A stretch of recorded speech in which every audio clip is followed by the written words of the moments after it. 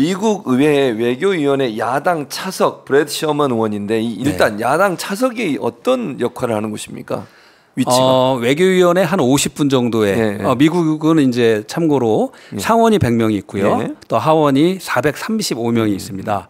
상원은 사이즈와 관계없이 각 네. 주에 2명씩 한 명씩 있는 거고요. 하원은 인구 비례에 의해서 한 75만 명당 이제 한 명씩 있는데 그런데 이제 각 위원회가 있지 않습니까? 그런데 미국은 행정부 그러니까 우리나라 같은 경우는 윤석열 정부, 문재인 정부가 외교 국방을 거의 모든 걸 책임지지만 미국은 외교의 반을 이 입법부가 의회에서 그런 영향력이 있습니다. 그래서 그 안에 많은 이제 위원회들이 있지만, 그러니까 외교위원회라는 게 있어요. 상원에는 외교관계위원회라는 게 있고 하원에는 Foreign Affair Committee라서 외교위원회가 있는데 거기 한 50명 정도가 있는데 우리가 공화당, 민주당 양당을 공이 그냥 1대1로 있다라고 생각했을 때 25명씩 될 거 아니에요. 근데 지금은 공화당이 다수당이기 때문에 공화당이 한 뭐 몇 명 더 많고 민주당이 몇 명 적은데 그 민주당에서 최고 고참인 거죠. 최고 고참 의원이다. 그래서 미국은 그 모든 상임위를 위너 테이크스 올입니다. 위원장을 맞아요. 한 석이라도 많은 당이 다 가져가거든요. 네, 맞아요. 그래서 이제 공화당에서 지금은 다 갖고 있는데요. 118기 회기인데. 그래서 공화당의 최고 선수 거기서 뽑힌 분이 위원장을 하고 있고 민주당에서 가장 높은 선수 있는 분을 랭킹 멤버라 그래가지고 우리나라식으로 하면 간사라고 불러요. 그렇게 불러요. 우리는 간사. 우리는 간사를 둘을 위원장 2명 따로 두는데 그렇죠. 미국 위원장이 있고 랭킹 멤버가 있는 거예요. 간사 한 명만 있군요. 그렇습니다. 그리고 그 랭킹 멤버의 바로 밑에는 시니어지요. 시니어. 랭킹 멤버는 지금 그레고리 믹스 의원이고 공화당의 위원장은 마이클 맥콜인데 그레고리 믹스 위원장이나 셔먼 의원도 중요하지만 셔먼 의원이 말씀하셨듯이 엄청나게 한국으로서는 중요한 법안을 3년 전에 냅니다. 발의를 했어요. 그게 바로 한반도 평화 법안. 한반도 평화 법안. Peace on the Korean Peninsula Act. 이거는 미국 의원인데 그 법안을 발의를 했군요. 그렇습니다. 그래서 미 하원 435명 중에 10% 가까운 43명이 지금 사인했어요. 엄청난 일인데 제가 안타까운 게 오늘 교수님도 이 부분에 이제 포커스 하실 것 같은데 이걸 한국 국민도 아시고 한국 국회도 알고 같이 미국 의회랑 협력할 수 있는 그런 길들을 우리가 모색하는 게 얼마나 중요한지 말씀드리는데 이 셔먼 의원은 당초에 전에 7, 8년 전 이때 한국 언론에서도 제가 알기로는 김어준 뉴스공장인가 거기서도 그렇게 말씀했던 것 같은데 친일파다. 친일파라고요? 그 민주당 네오콘이다. 대북 강경파다. 이랬던 분이에요. 근데 이 분이 저희 K-PAC 저희들하고 대화를 나누고 한반도 평화의 가치에 대해서 같이 논의하고 그래서 이분이 이런 말을 합니다. 미 의회에서 한반도 관련 청문회를 하면 미국 의회는 북한을 아직도 불량국가, 로그네이션, 그리고 깡패국가, 악의 축이라고 보기 때문에 이블이라고 그러죠. 그래서 북한하고 대화하는 것 자체를 아주 꺼려하는 것 분위기였는데 그래서 지금 미국에서도 북한 관련 청문회를 열면은 아직도 북한을 제재해야 되겠다는 한반도 전문가라는 분들도 계세요. 그럴 때 셔먼 의원이 지금은 어느 정도냐면 여러분 그게 말이 되는 얘기냐. 내가 지금 26년간 이제 28년간 미 하원 외교위원회에서 북한 제재만 했다. 가장 쉬운 게 책상 뻥뻥 뚫리면서 저 나쁜 놈 적에 대해서 몰아붙이는 거다. 그건 외교가 아니다.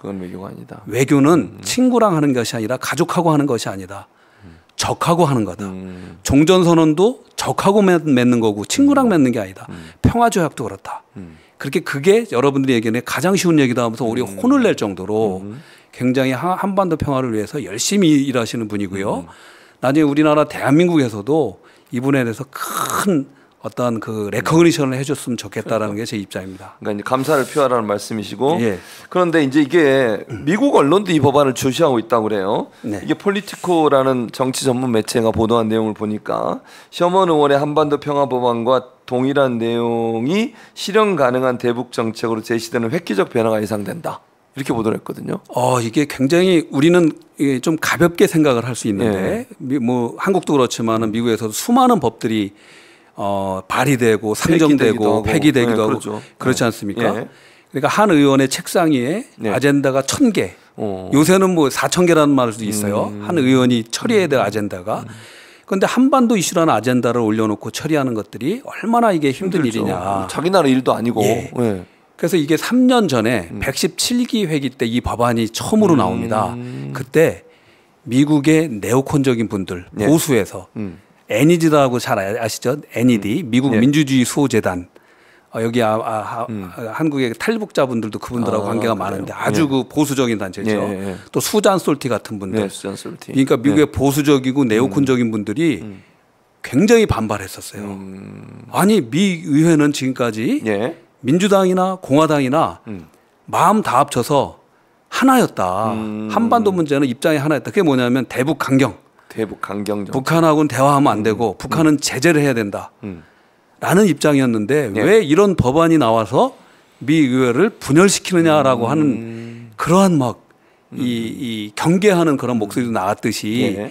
이 법안에 대한 임팩은 충격은 굉장히 컸습니다. 그래서 지금 이 법안의 사인이 꽤 이제 43명 중에 민주당이 이제 그 대부분이고 공화당이 3명이 이번에 들어갔어요. 네. 저번 회기 때 3년 전에는 공화당이 1분이었는데 지금은 네. 3분인데 늘어났네요. 이 3분의 면면이 굉장히 중요합니다. 네.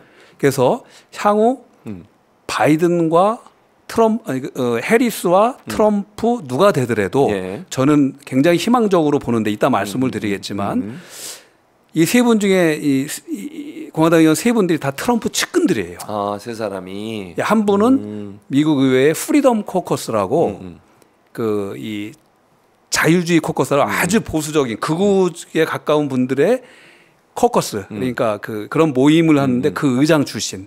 그분이 이제 앤디 빅스라는 애리조나 출신의 의원이고요. 예. 그 두 젊은 여성분들이 공화당에 사인했는데 예. 한 분은 아나 루나라는 플로리다 주의 트럼프의 핵심 측근이고 또 한 분은 예. 뉴욕의 공화당 의원인데 니콜 밀리타키오스라는 트럼프 대통령이 언급할 정도로 이렇게 캠페인을 할 때 아주 유능한 우리 젊은 의원이 언급할 정도로 하는 분들이 여기 사인한 거예요.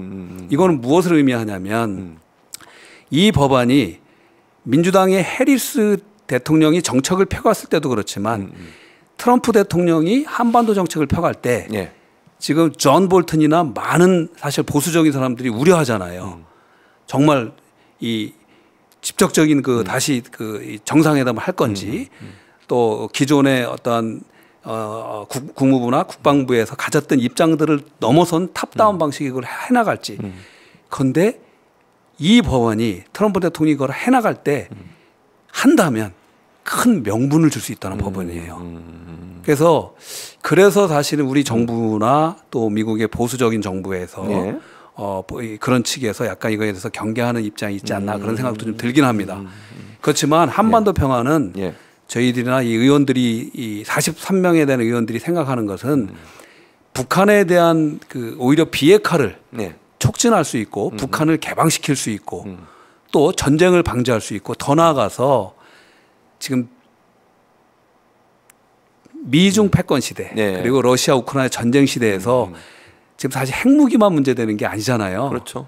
교수님. 예. 뭐가 문제됐냐면 북한의 포탄도 수백만 발이 우크라이나 전장으로 수출됐다고 지금 주장하지 않습니까? 그렇죠. 그렇기 때문에 그것도 위기인 거예요. 그래서 북한을 자꾸 북중러 불락으로 묶는 자체가 미국의 이익에 맞느냐. 안 맞는다는 겁니다. 저는 미국의 시민권자로서 미국의 네. 이익을 위해서 처음에는 한반도의 평화를 위해서 전쟁을 방지하기 위해서 정말 설득하고 아쉽게 얘기했지만 지금은 오히려 미국의 이익을 위해서 북한을 등 돌리게 하지 않고 끌고 와야 된다라는 입장을 하는 거예요. 거기에 많은 의원들이 함께 동의하고 있는 겁니다. 근데 이제 윤석열 정부는 이 법안, 한반도 평화 예. 법안에 대해서 북한의 비핵화를 위한 한미 정부의 정책에 도움이 되지 않는다라고 네. 주장을 하면서 북한의 인권 문제를 거론하지 않았다는 이유. 그러니까 이 법안이 예. 북한의 인권 문제를 거론하지 않았기 때문에 문제가 있다. 이렇게 좀 지적을 하고 있거든요. 그러니까 우리가 어떤 법안을 낼 때 예. 그러니까 포괄적으로 내는 법안들도 있을 거고 예. 그런데 그런 법안들은 법안으로 효과가 있을까요? 사실은 이 법안을 발의한 셔먼 의원은 철저한 제가 아까 말씀드렸듯이 전에 북한에 대한 인권에 대해서 엄청나게 비난하고 대북 강경파였었어요. 그리고 또 여러모로 어쨌든 간에 북한하고 대화보다는 이분이 어떤 분이요? 심지어 노무현 정부 때 우리 개성공단이 이루어졌었잖아요. 네, 그랬었죠. 그 개성공단이 열릴 때 그때 우리 노무현 정부의 가장 핵심 아젠다, 대미 이 설득 아젠다가 뭐였을 것 같습니까, 교수님? 뭡니까? 개성공단에서 생산된 제품을 메이드 인 코리아로 해달라는 거예요. 맞아요. 그때 다 기억하실 거예요. 그래서 우리나라 맞아요. 외교부 또 많은 이제 정치 지도자들이 미국을 설득하기 위해서 미국에 가서 이걸 해달라고 했을 때 미 의회에서 앞장서서 말도 안 된다. 반대했던 분이 개성공단은 미국의 퍼주기다. 아니 북한에 대한 퍼주기다.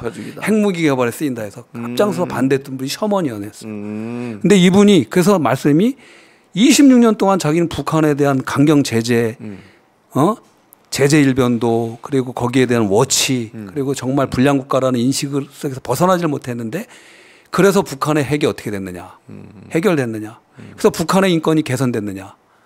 북한의 주민들은 더 못 살게 되고 더 감시 속에 살고 거기는 더 문을 닫게 되고 북한 사회는 그렇죠. 그리고 북한 핵은 더 고도화되고 미사일도 더 고도화된 거예요. 그래서 당신들이 오히려 미국의 이걸 해치고 있다는 게 그렇게 입장이 된 거고요. 그래서 이분이 북한 인권을 무시하는 분이 아닙니다. 저 또한 북한 인권 너무 중요하고 우리 아버님이 이산가족으로서 저도 이 일을 8년 전부터 시작하게 된 건데 북미 이산가족 상봉을 하기 위해서 그런데 그 모든 문제가 한반도의 핵심적인 문제 종전 상호 신뢰 회복을 위한 종전과 평화 조약 그리고 외교관계 수립을 통한 평상시에 소통이 이루어지지 않으면 물거품이 되더라. 저도 느꼈고 셔먼 의원도 그걸 뼈저리게 느꼈고 앤디 김 의원 또 메릴린 스틸랜드 의원, 주디치 의원 수많은 지지하는 40몇 명의 의원들이 거기에 동의하고 있는 거거든요. 그래서 우리 그 윤 대통령과 윤 대통령 정권에 우리 외교 국방에 계신 분들도 미 의회가 북한 인권을 무시하는 거 아닙니다. 그렇지만 북한의 인권 그리고 실질적인 인도주의적인 그러한 우리가 도움을 서로 소통하기 위해서도 그런 근본적인 핵심의 이슈들을 해결해야 되는데 그게 바로 종전과 평화 조약이라는 거죠. 알겠습니다. 자 이제 대선 얘기를 좀 해봐야겠는데 우리가 미국 대선에 주목하는 여러 이유 중에 하나가 방위비 분담금 문제도 영향을 미칠 수밖에 없는데 해리스 후보하고 그다음에 트럼프 후보 누가 당선되느냐에 따라서 왜냐하면 지금 이번에 한미 방위비 분담금 회의가 종료가 됐는데 그게 결정이 될지 아닌지 불투명한 상황이거든요. 영향을 받을까요? 예를 들면 민주당 후보나 공화당 후보 둘 중에 누가 되느냐에 따라서 방위비 분담금 문제가 영향을 받을 거다 이렇게 보십니까? 저희가 이제 미국 여론조사 기관에서 지금 트럼프 해리스의 여론조사 외에도 여론조사한 게 있어요. 그러니까 전 세계 국민들이 누가 당선되길 원하느냐. 전 세계인을 대상으로 해서. 그랬는데 어떻게 결과가 나오냐면 다 트럼프가 당선되는 걸 싫어합니다. 그래요? 전 세계가. 해리스가 유럽도 마찬가지고 다른데 가장 싫어하는 두 나라가 있었어요. 어느 나라입니까? 압도적으로 싫어하는 나라. 한국과 중국입니다. 한국과 일본. 일본도 싫어하는군요. 싫어합니다. 근데 그 이유가 뭐냐면 특히 이제 방위비 문제, 그러니까 지나치게 트럼프가 압박하는 모습을 4년 전에 본 거죠. 그런데 저는 이렇게 묻고 싶어요. 저는 트럼프 편도 아니고 바이든 편, 해리스 편도 아닌데 저는 두 분 누구나 한반도 평화에서 움직이는 사람 편입니다. 근데 저는 오히려 민주당 국회의원들하고 가까울 수도 있지만 저는 미 공화당도 가까우려고 노력하는 사람이에요. 그런데 이렇게 보시면 될 것 같아요. 이 단순하게 그러니까 1, 2년의 이 분담금에 지금 현재 1조 한 3천억, 4천억 정도 내시죠? 되는 것 같아요. 근데 그거를 이제 그 트럼프 대통령이 5조 6조를 올리려고 하고 그 사실 말이 안 됐지만 사실은 저는 이렇게 봐요. 어느 대통령이든 지금 방위부가 문제가 아니라 북한하고의 외교적인 대화를 신속하게 시작해서 한반도의 긴장 완화가 되면 어떻게 될까? 그죠? 전체적인 방위비가 다 떨어져 버릴 겁니다. 그리고 거기에 들어가는 우리 교수님도 어떤 성경 말씀 인용하시지만은 무기를 갈아서 맞아요. 쟁기와 이거를 만들 때 더 큰 경제적인 효과 일반 사람이 올 수 있는데 그거를 난 좀 봐줬으면 좋겠고 그래서 저희들도 목소리는 물론 일정 부분 이 방위부 부분에서 또 압력은 올 수는 있다고 보지만 그거는 한국만의 이슈는 아닙니다. 오히려 더 그 나토에도 영향을 미칠 거고 일본 공이 가는 이슈인데 그렇기 때문에 트럼프에 대한 그 반대 여론은 전 세계 국민들도 있는 거지요. 그렇지만 저는 어느 대통령이 돼도 현상 유지를 하지 말고 현재 수없이 들어가는 그런 방위비를 당연히 해마다 쓸 생각을 하지 말고 근본적인 신뢰 회복, 신뢰 구축을 통해서 전체적인 그런 그 군사 긴장을 완화시켜서 평화의 무드 속에 좀 더 경제적인 교류 협력을 통해서 서로 이익을 가져가는 것들이 얼마나 더 크겠냐라는 걸 좀 말씀드리고 싶어요. 알겠습니다. 자, 그리고 이제 아무래도 해리스 지금 후보, 바이든 후보 때만 해도 사실 트럼프가 상당히 이제 앞서간 그런 여론조사가 많았는데 해리스 지금 이제 후보가 등장하면서 그야말로 돌풍이다 이런 표현들이 나오고 있습니다. 여론조사 결과를 보니까 경합주 여론조사만 보면 그 7개 경합주에서 해리스 후보가 48%, 트럼프 후보가 47%, 그러니까 1% 차이거든요. 오차범위 되고 또 뉴욕타임즈에서 조사한 내용을 보니까 3개 경합주인데 펜실베니아, 미시건 그리고 위스콘신에서 해리스가 50%, 트럼프가 46%예요. 이건 좀 차이가 더 나는데 해리스가 이처럼 돌풍을 일으키는 이유가 뭘까요? 지금 말씀하셨듯이 오늘 아침자로 업데이트된 125개 여론조사 기관의 그 평균값을 내니까 그러니까 전체 경선 그러니까 인기 조사에서는 한 1.8% 정도 나더라고요. 그러니까 해리스가 앞서는 거로. 그리고 지금 교수님 말씀하셨듯이 경합주에서는 한 1% 내외, 1%에서 뭐 2% 내외 그것도 그렇게 되는 것 같은데 해리스가 앞서가는 거는 저는 이렇게 봅니다. 사실 민주당에서 누가 나왔어도 앞서갔을 거다. 민주당에서 누가 나와도 앞서갔을 거다. 근데 해리스가 좀 더 생각보다는 좀 이따 다시 말씀드리지만 크게 준비한 것들이 있는 것 같아요. 해리스 부통령은 사실은 4년 전에 민주당의 프라이머리 그러니까 예비 경선에서 그 제일 먼저 항상 그 예비 경선할 때 공화당이든 민주당이든 제일 먼저 하는 데가 있잖아요. 아이오와 코커스. 거기에서 바로 드랍한 분이거든요. 그러니까 최약체였죠. 그래서 1%도 못 얻어서 그렇기 때문에 어떻게 이분이 지금 이런 돌풍을 얻는다 했는데 이거는 뭐냐면 반 트럼프 정서가 굉장히 미국에 확산돼 있다라는 게 근거고요. 그리고 트럼프가 싫어서 지지를 하는군요. 그러니까. 그렇습니다. 그래서 미국이 굉장히 지금 디바이드 돼 있고요. 분열돼 있고 지금 그런 상황이고 그래서 당연히 바이든 대통령이 있을 때도 사실은 그 연설 그 6월 27일 날 연설에 이렇게 폭망하기 전까지는 바이든 대통령이 앞섰어요.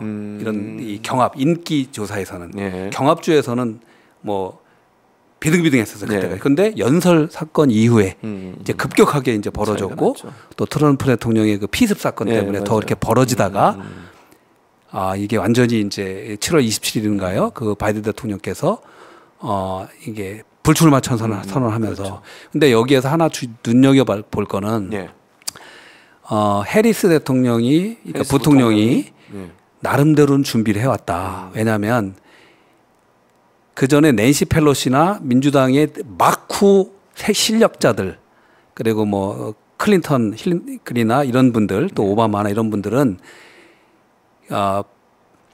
바이든 대통령을 물르게 하고 경선을 시키려고 했던 것 같아요. 누구를 지명하지 않고. 그런데 그렇게 되면은 사실 어느 나라나 경선을 하게 되면 상처가 있잖아요. 그렇죠. 이렇게 단합해서 통합하는 모습을 사실은 국민들은 보기를 더 좋아해요. 어느 정도의 경선을 좋아하고 민주주의이기 때문에 어느 정도 토론과 경선을 하지만 지나치게 싸우는 건 보이지 않는데 그래서 해리스가 잘했다는 거는 이분이 바로 사실은 발표되자마자 바이든 그 캠프에 있는 사람들 바로 달려갑니다. 그쪽 델라웨어로 달려가서 캠프에 있는 사람 데리고 오고 그리고 이제 좀 더 나아가서 지금은 오바마 캠프 사람들 다 데려오잖아요.